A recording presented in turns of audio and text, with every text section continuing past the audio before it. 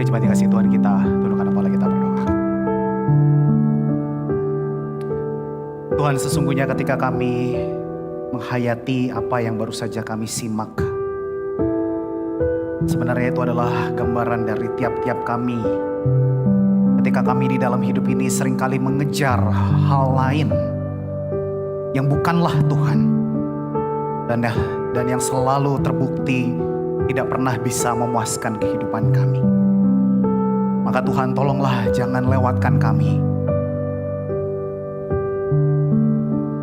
supaya kami di dalam hidup ini Tuhan betul-betul mendapatkan kembali akan hadirat Tuhan.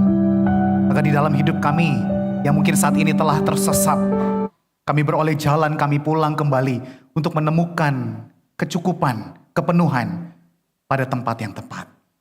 Tuhan, ampuni jikalau itu adalah kami yang mungkin saat ini kami bahkan mentertawakannya, atau mungkin kami merasa itu bukan kami Tuhan. Tetapi sesungguhnya Tuhan, Engkau yang teramat mengenal isi hati setiap kami, termasuk hamba-Mu. Maka Tuhan, janganlah lalukan kami, agar kiranya melalui firman-Mu yang akan kami renungkan bersama-sama, sungguh kiranya Engkau boleh menolong kami untuk mengerti, memahami, dan firman itu boleh sungguh tinggal diam berbuah di dalam hidup kami. Biarlah Allah Roh Kudus menuntun kami, baik hamba-Mu yang berbicara di dalam keterbatasannya, dan juga setiap kami yang mendengar dan merenungkannya. Kami boleh menerima firman itu dan menjadi buah di dalam kehidupan kami. Terima kasih Tuhan, ini doa kami dalam nama Tuhan Yesus Kristus kami berdoa. Amin. Shalom jemaat kasih Tuhan. Kita bersyukur kita telah masuk ke dalam minggu yang keempat daripada minggu Advent, saudara.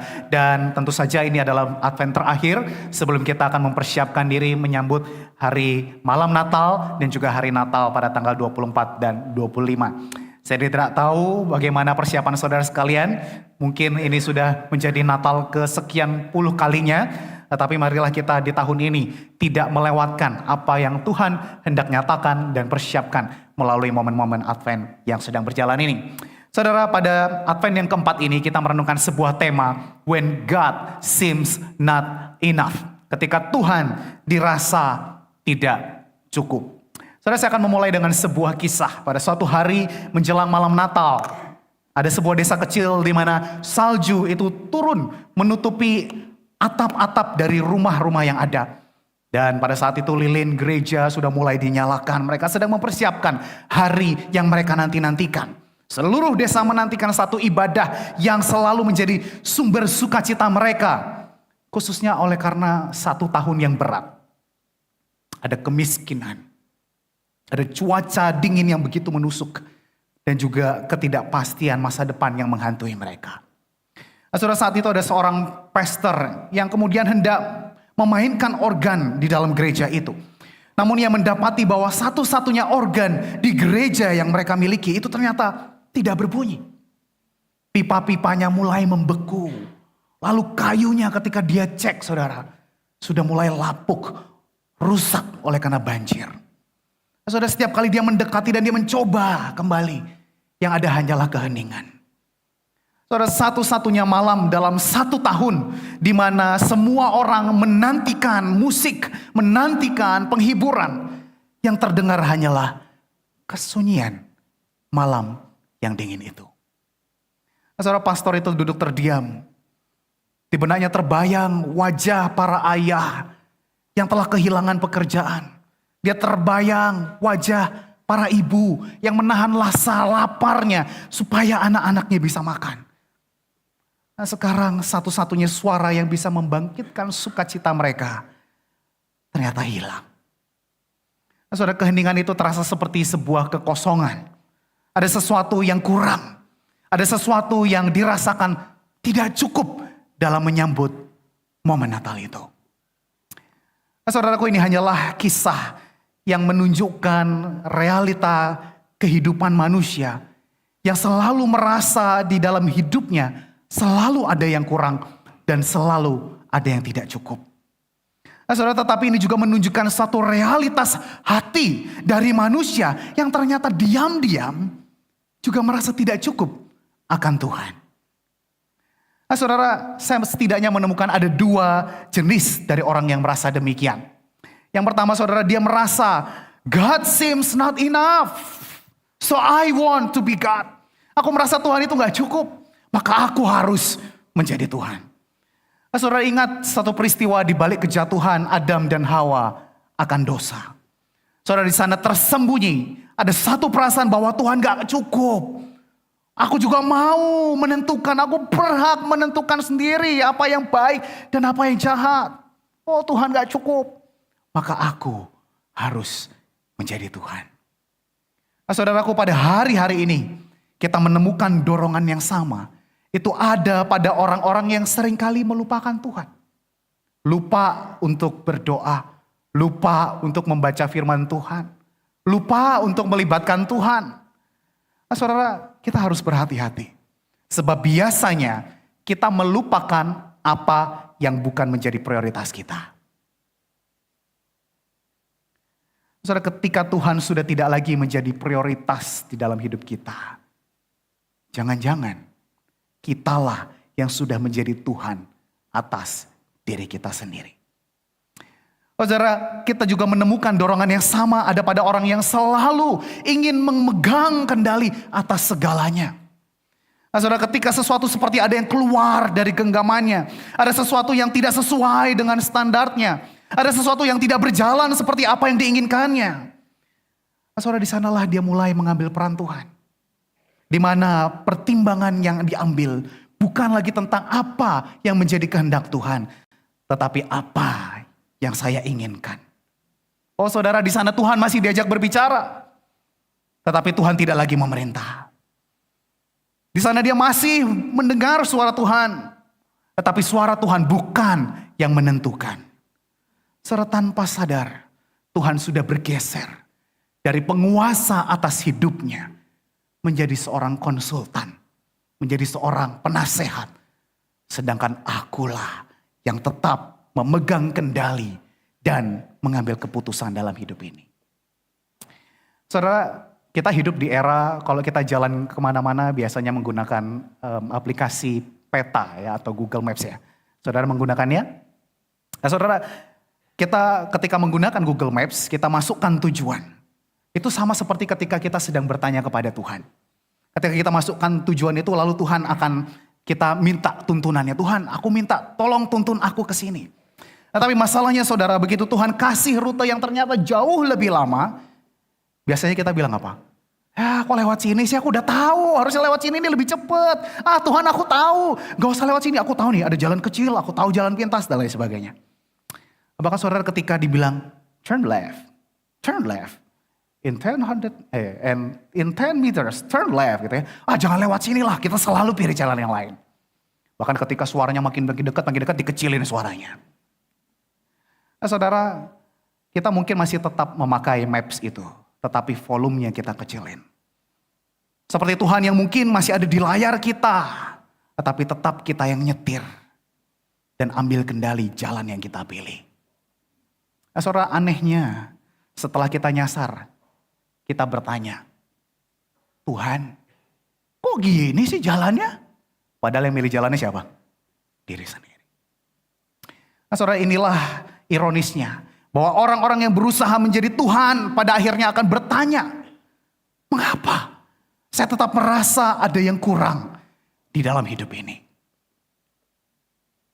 Nah saudara, orang yang kedua berkata, oh God seems not enough, so I want a visible God. Aku merasa Tuhan itu gak cukup, aku pingin ada Tuhan yang bisa dilihat.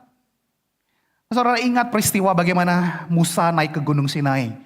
40 hari, 40 malam. Dan bangsa Israel mulai gelisah. Dia mulai tidak bisa melihat Tuhan. Dia bingung kehadiran Tuhan ada di mana. Saudara, Israel bukan menolak pribadi Tuhan. Tetapi mereka menolak keberadaan Tuhan yang too invisible, too slow, and too intangible. Yang tidak bisa terlihat, yang tidak bisa bergerak cepat, dan yang tidak bisa disentuh. Itu sebabnya mereka mulai membangun patung anak embu emas. Karena Tuhan tidak cukup, maka kami menetapkan Tuhan yang bisa kami lihat, yang bisa kami sentuh, dan yang bisa kami kontrol. Nah, saudara, pada hari-hari ini kita menemukan dorongan yang sama ada pada orang-orang yang meletakkan rasa amannya pada apa yang terlihat dan yang cepat untuk menolong. Mungkin ada banyak pertanyaan, ada banyak masalah, ada banyak penderitaan dan ketidakpastian. Tetapi yang ada di dalam pikiran mereka adalah jalan pintas. Mana yang tercepat, mana yang bisa menolong aku. Entah itu uang, entah itu kenyamanan, entah itu segala hal yang bisa menjamin dari apa yang kita miliki. Saudara, ketika Tuhan dirasa tidak cukup, karena Tuhan dianggap terlalu lama dan tidak jelas bagaimana bisa menolong saya. Saudara, kita juga menemukan dorongan yang sama ada pada orang yang punya kecenderungan. Ini mungkin istilah yang baru bagi saudara, atau mungkin saudara pernah mendengarnya. Dia adalah orang-orang yang selalu kecanduan dengan microdosing di dalam digital escapism. Wah, apa itu saudara ya? Saudara, microdosing adalah satu dosis kecil yang menolong seseorang untuk dihibur secara instan dengan cara escape, lari ke dunia digital. Atau bahasa sederhananya saudara, ketika kita sedang merasa lelah, kita capek, kita bosen, kita ingin dihibur. Saudara, apa yang biasanya kita lakukan? Kita buka apa saudara? Alkitab. Ayo, siapa yang bilang Alkitab? Biasanya kita buka HP. Awalnya coba-coba. Lagi nunggu antrian buka HP. Wajar ya saudara. Lama-lama, wah ini jalan macet. Aduh nunggu lama, masih lampu merah. Di jalan kita buka HP.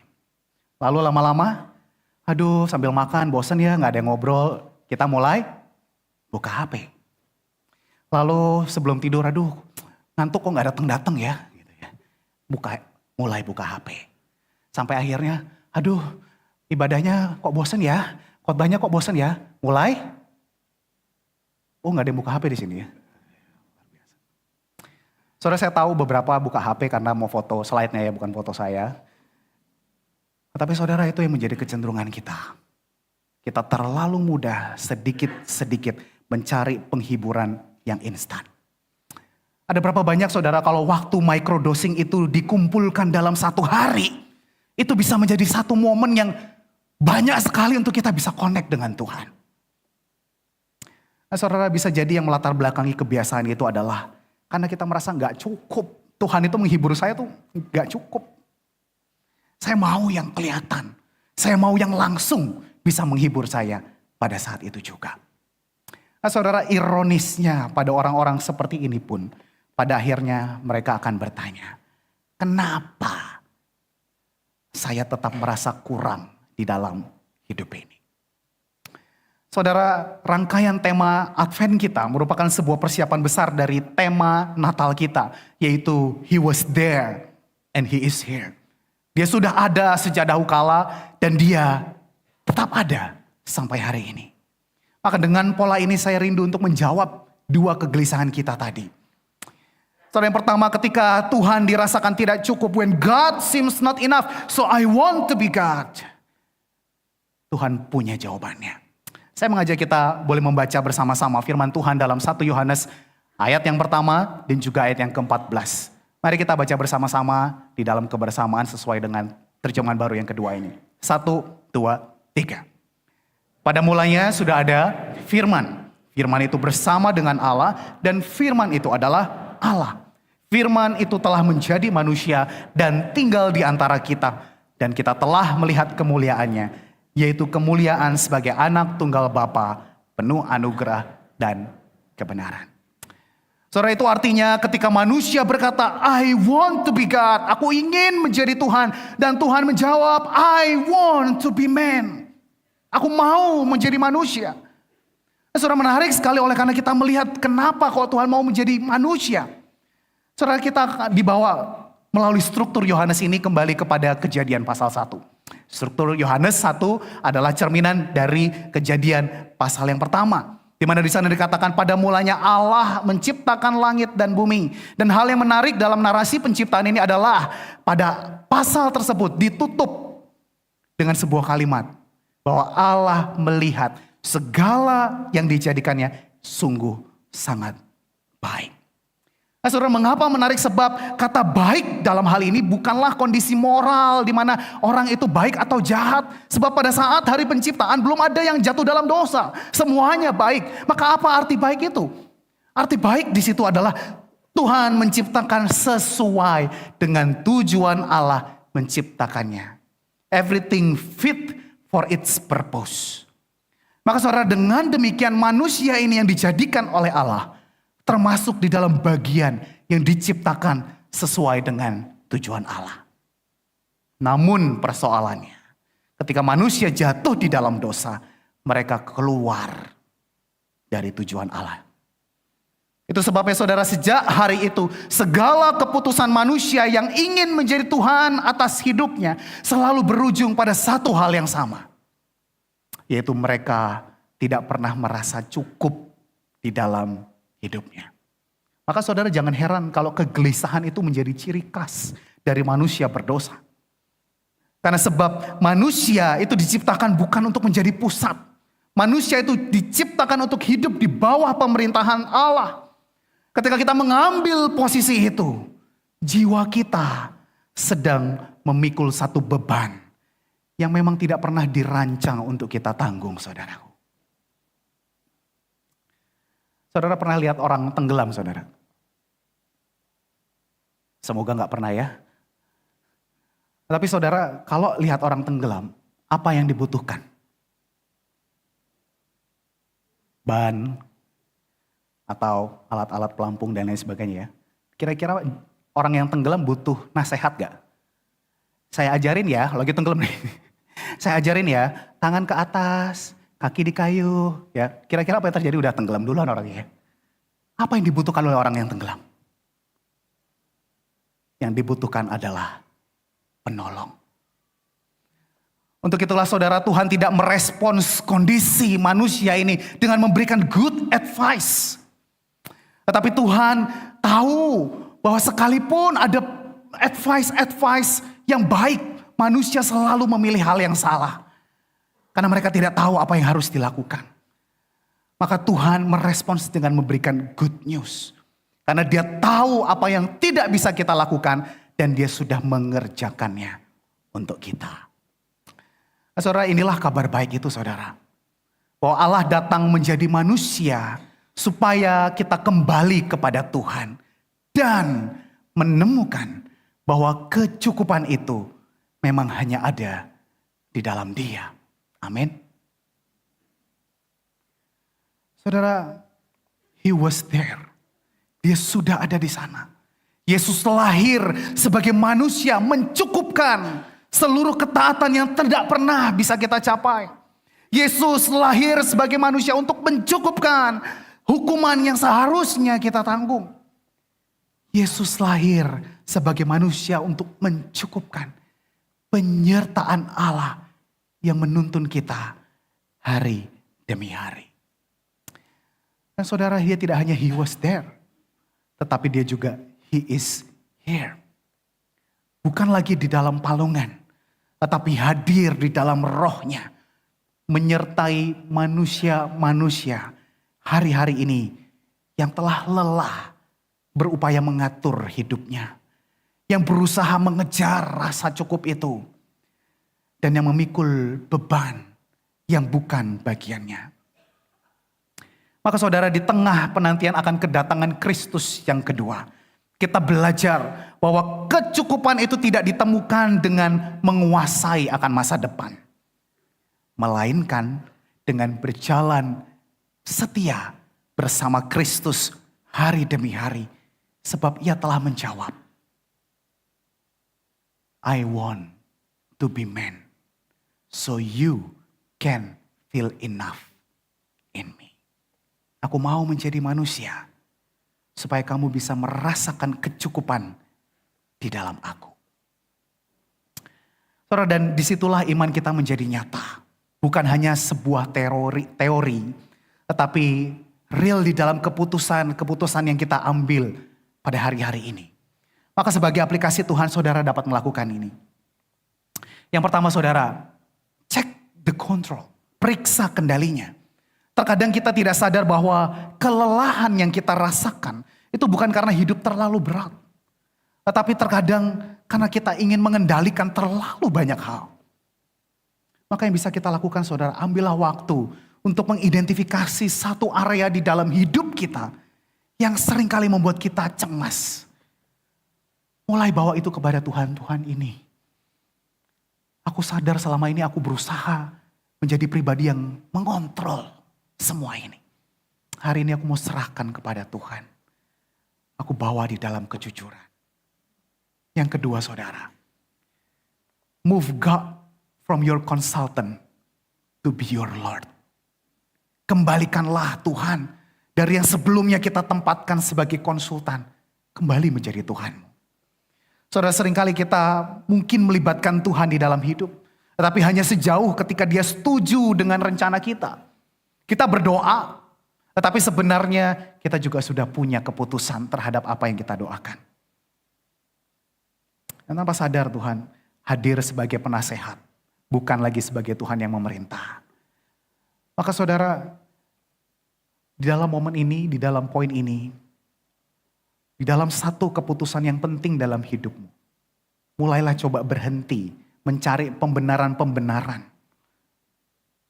Dan mulailah mencari kehendak Tuhan. Meskipun itu berarti mengubah arah yang sudah kita rencanakan. Dan yang ketiga, change the question. Ubah, ganti pertanyaannya. Saudara, budaya mengajarkan kita untuk selalu mencari pilihan yang paling aman dan yang paling menguntungkan. Tetapi iman mengundang kita untuk bertanya lebih dalam. Bukan hanya tentang apa yang terbaik untukku, tetapi juga apa yang paling menghormati Tuhan.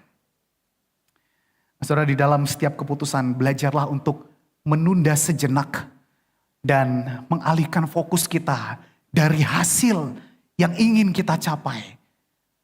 Kembali kepada fokus pada ketaatan kepada apa yang Tuhan kehendaki. Nah, saudara, yang kedua, kita akan menjawab isu when God seems not enough and I want a visible God. Ketika Tuhan dirasa tidak cukup, ada orang-orang yang mau Tuhan yang bisa dilihat. Saudara, saya mengajak kita membaca firman Tuhan dari Lukas pasal yang kedua, ayat yang ke-15 sampai ayatnya yang ke-20 saudara. Kita akan membaca secara bergantian, saya ayat 15, saudara ayat 16, demikian kita bergantian. Setelah malaikat-malaikat itu meninggalkan mereka dan kembali ke surga, gembala-gembala itu berkata seorang kepada yang lain, marilah sekarang kita pergi ke Bethlehem untuk melihat apa yang terjadi di sana, seperti yang diberitahukan Tuhan kepada kita.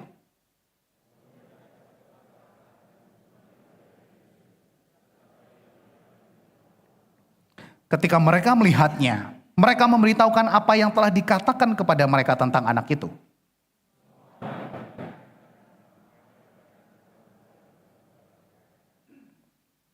Namun Maria menyimpan semua hal itu di dalam hatinya dan merenungkannya.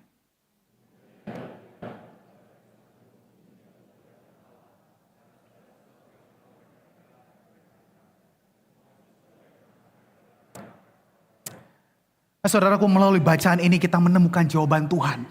Ketika manusia berkata, I want a visible God. Tuhan menjawab, I become accessible. Saya bisa dijumpai. Saudaraku, dorongan manusia untuk melihat Tuhan bukanlah hal yang baru. Sejak manusia keluar dari Taman Eden, mereka tidak bisa lagi melihat Tuhan. Itu sebabnya ketika kita yang diciptakan sejak awal untuk tinggal bersama-sama dengan Tuhan, kita mengalami satu yang namanya greatest separation, satu perpisahan yang terbesar. Dan ketika manusia tidak bisa lagi melihat Tuhan, greatest separation itu membuat mereka alami greatest desperation. Satu keputusasaan yang terbesar. Lalu di sana ketika manusia tidak lagi bisa melihat Tuhan, mereka pun mulai mencari Tuhan lain untuk menggantikannya. Saudara, patung anak lembu emas, raja manusia bagi Israel, Allah-Allah dari bangsa yang lain, Bahkan sampai berhala-berhala modern yang tanpa sadar kita masih pelihara di dalam hidup ini. Semuanya memiliki satu ciri yang sama. Yang saya sebut dengan istilah the quick gods. Quick gods adalah ilah-ilah yang terlihat dan yang cepat. Saudara, betapa mengerikan. Sebab mereka bisa memberi rasa aman tanpa perlu menunggu. Mereka bisa memberikan penghiburan tanpa perlu ada komitmen. Bahkan mereka bisa memberikan solusi tanpa perlu berdoa. Saudara, namun pada akhirnya quick gods yang sering kali kita andalkan hanyalah memperparah jurang pemisah itu. Manusia semakin menjauh daripada Tuhan. Manusia semakin jauh dari rasa cukup dalam hidupnya. Namun saudara, melalui Lukas 2 tadi, kita mendapatkan bahwa bukti jawaban Tuhan atas the greatest separation itu. Saudara, jika dulu kemuliaan Allah seringkali menjadi sesuatu yang tidak bisa didekati. Ada gunung yang berapi. Ada semak yang menyala-nyala. Ada awan yang begitu tebal dan mengerikan. Setiap orang yang mendekati bisa binasa. Tetapi Lukas 2 menjawab bahwa kini kemuliaan Allah tidak lagi menjauhkan manusia. Tetapi justru mengundang manusia untuk mendekat, untuk melihat, untuk menjumpai Dia. Saudara, para gembala tidak mati ketika mendekat. Mereka tidak takut ketika melihat. Bahkan justru sebaliknya, mereka mengalami sukacita dan pulang sambil memuji Allah. Maka saudara, inilah kabar baiknya. Bahwa Allah tidak menjawab kerinduan manusia dengan sekedar menjadi Tuhan yang terlihat. Tetapi Dia juga menjadi Tuhan yang kembali bisa dijumpai dan disaksikan kuasanya. Nah, saudara, He was there. Dia ada di sana. Yesus lahir sebagai manusia untuk mencukupkan greatest separation dengan greatest reconciliation. Yesus menjadi manusia, lahir sebagai manusia untuk mencukupkan the greatest desperation dengan memberikan greatest invitation. Nah, saudara, Dia tidak hanya ada di sana, tapi Dia juga ada di sini. He is here. Saudara, hari ini kita tidak perlu berjalan ke Bethlehem untuk melihat Dia. Kita bisa melihat Dia melalui firman yang kita baca. Kita percaya bahwa Tuhan adalah Allah yang setia menyatakan dirinya. Allah memang tidak selalu bekerja dengan cara yang kita harapkan. Tapi kita percaya bahwa Ia selalu setia kepada apa yang Dia firmankan. Maka saudara, di tengah penantian akan kedatangan Kristus yang kedua, kita belajar bahwa kecukupan tidak ditemukan di dalam Tuhan yang selalu terlihat dan yang terasa cepat. Tetapi di dalam Tuhan yang setia menyatakan firman-Nya, dirinya melalui firman itu. Dan Dia juga mengundang kita untuk menyaksikan kuasanya ketika kita berpegang pada firman-Nya. Sebab di sana Dia telah menjawab, I become accessible so you can rest enough in me.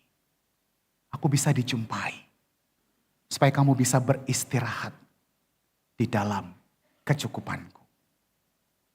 Maka saudara, sebagai aplikasi inilah yang saudara dapat lakukan. Yang pertama, saudara, kenali apa yang menjadi quick gods di dalam hidupmu. Hal-hal yang mungkin membuat kita seringkali begitu ingin instan menyelesaikan isu-isu di dalam kehidupan kita. Tanyakan dengan jujur, hal apa yang paling cepat saya cari ketika kekhawatiran dan kecemasan terjadi. Lalu yang kedua, apa yang kita perlu lakukan? Saudara, kita perlu berhenti menuntut akan tanda, tetapi mulailah taat pada firman. Saudara, iman yang sejati bukan menunggu tanda dulu.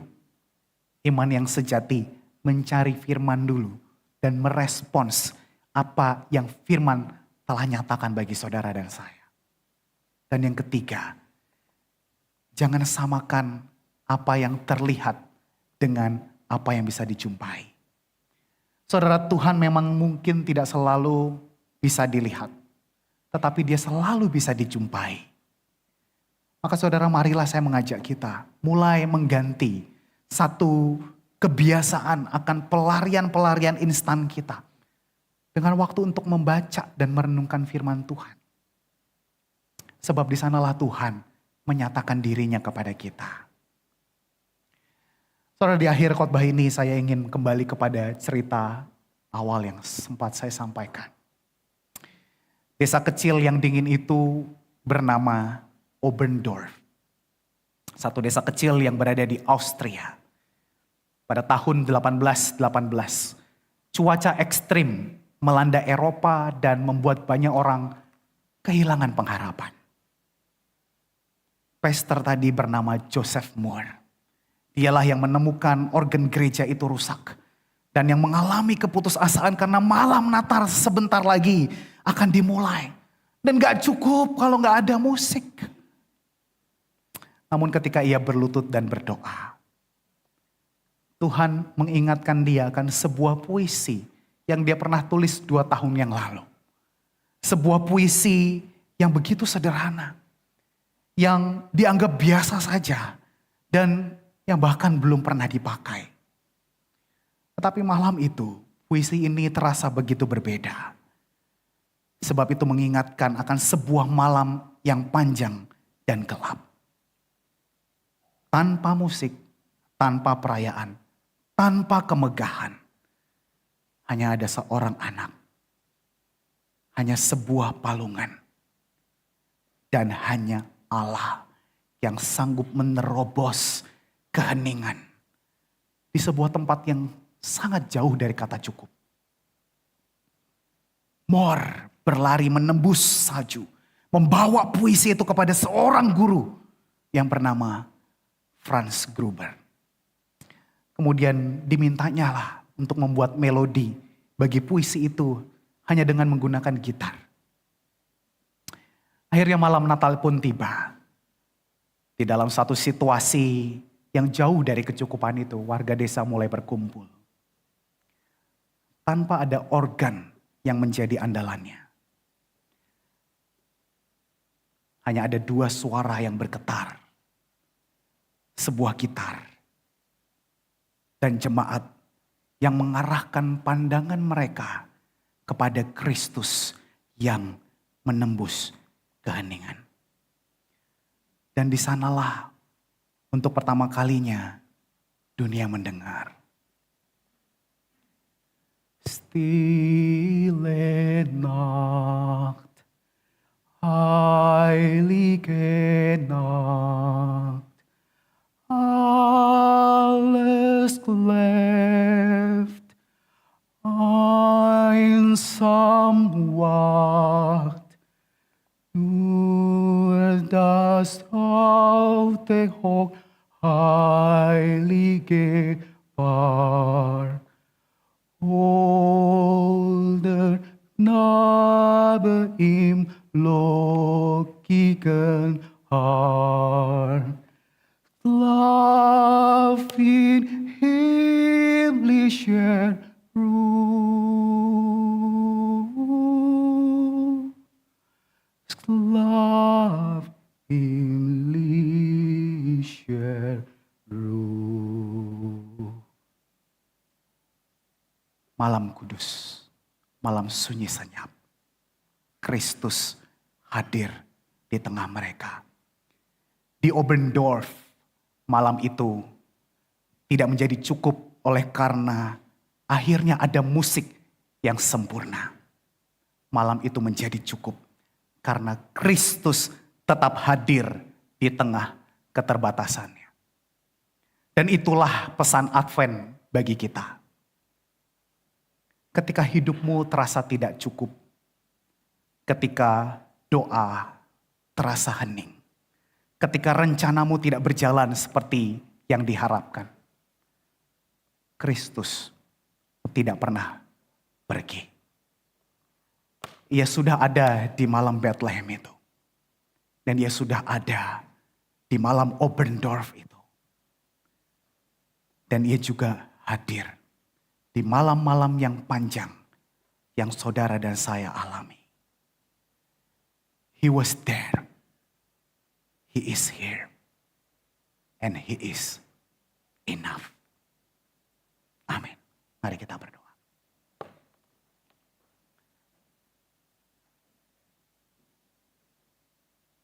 Tuhan, kami menyadari bahwa di dalam hidup ini, di malam-malam panjang yang kami lalui, terkadang kegelisahan kami itu membuat kami menginginkan diri kami menjadi Tuhan untuk bisa mengendalikan segala hal di dalam hidup ini. Yang terkadang menggoda kami untuk mencari hal-hal lain yang begitu cepat, yang begitu terlihat untuk menjawab kegelisahan kami. Tanpa menyadari bahwa di balik keheningan itu, Tuhan, Engkau sedang menyatakan dirimu di tempat-tempat yang terlihat tidak cukup. Pada hari ini Tuhan, kami belajar bahwa kecukupan kami bukanlah ditemukan di luar daripada dirimu, tetapi hanya ada dari Kristus yang lahir di dalam hati kami. Ampunilah kami Tuhan jikalau kami telah berjalan ke berbagai tujuan yang bukan menuju Engkau. Tetapi kami juga bersyukur sebab Injil mengatakan Engkau adalah Allah yang mencari kami. Engkaulah yang menemukan kami dan Engkaulah yang membawa kami mendekat untuk mengalami kecukupan yang sempurna di dalam dirimu. Terima kasih Tuhan untuk firman-Mu. Biarlah di dalam momen kami mempersiapkan diri untuk menyambut Natal. Ajar kami Tuhan untuk menantikan hal yang terpenting, yaitu Kristus hidup di dalam hatiku. Terima kasih Tuhan, dalam nama Yesus Kristus kami berdoa. Amin. Tuhan Yesus memberkati saudara.